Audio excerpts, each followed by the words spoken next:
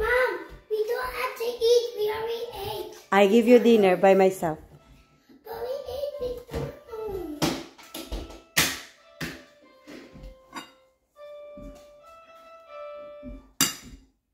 Hello. Call your daddy for a while. When I charge that phone, that thing that you didn't turn off, it fly away. It almost hit the wall. You should make sure when you park that, you turn off. It's very dangerous. No, that happens sometimes. It happened to Daddy's scooter. You should turn it off or it gonna bang the wall. That happened to Daddy's electric scooter outside, Mom. O yeah?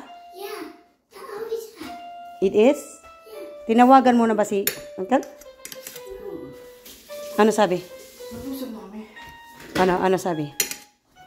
Hintayin na lang yun. At least nakita. Sila ng ano. At least nakita niya yung complainant. Pinuntahan niya talaga yun. Don't do anything. Don't do anything, Lucy. You can always play piano keys.